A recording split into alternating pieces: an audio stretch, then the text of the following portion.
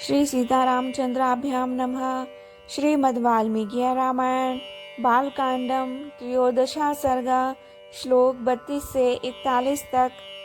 ते च कर्मान्तिकः सर्वे वसिष्ठाये महर्षिये सर्वं निवेदयन्ति स्म यज्ञ यदुपकल्पितम्।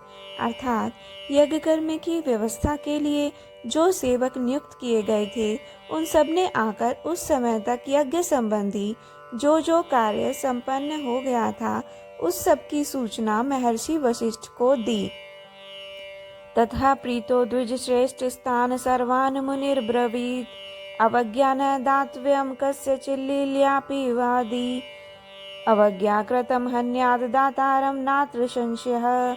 अर्थात यह सुनकर वे द्विज श्रेष्ठ मुनि बड़े प्रसन्न हुए और उन सबसे बोले, भद्र पुरुषों, किसी को जो कुछ देना हो उसे अवहेलना या अनादर पूर्वक नहीं देना चाहिए, क्योंकि अनादर पूर्वक दिया गया दान दाता को नष्ट कर देता है, इसमें तनिक भी संशय नहीं है। तथा कैश्चिदो रात्रे रूपयाता महीक्षिता बहूनि रत्नान्यदाय राज्ञो दशरथस्यः।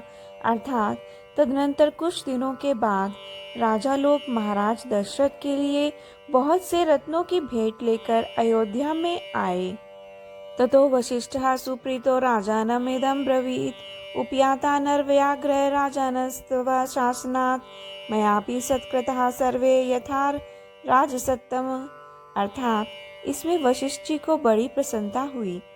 उन्होंने राजा से कहा, पुरुष सिंह, तुम्हारी आज्ञा से राजा लोग यहाँ आ गए। नृपश्रेष्ठ, मैंने भी यथा योग्य उन सबका सत्कार किया है।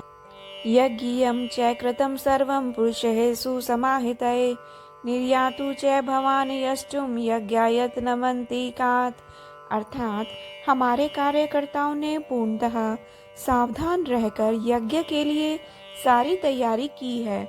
अब तुम भी यज्ञ करने के लिए यज्ञ मंडप के समीप चलो।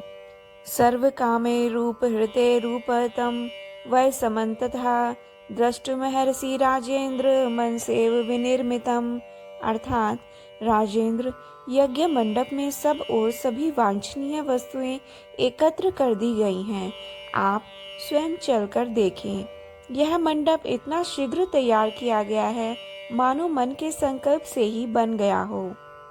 तथा वशिष्ठ वचनादृश्य श्रृंगस्य चौभ्यो दिवसे शुभ नक्षत्रे निर्यातो जगतीपति।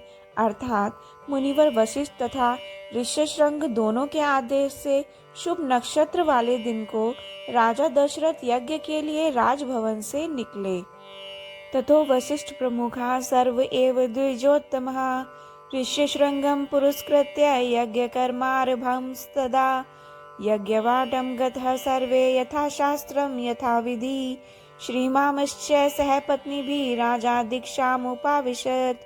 अर्थात तत्पश्चात वशिष्ठ आदि सभी श्रेष्ठ द्विजों ने यज्ञ मंडप में जाकर ऋष्यशृंग को आगे करके शास्त्रोक्त विधि के अनुसार यज्ञ कर्म का आरंभ किया। पत्नियों सहित श्रीमान अवध नरेश ने यज्ञ की दीक्षा ली। इत्याचे श्रीमद् रामायणे वाल्मीकि आदि काव्य बालकांडे त्रयोदशः सर्गः। अर्थात इस प्रकार श्री वाल्मीकि निर्मित आर्ष रामायण आदि काव्य के बालकांड में 13वां सर्ग पूरा हुआ। जय जय राम सीता राम, जय जय अवधपति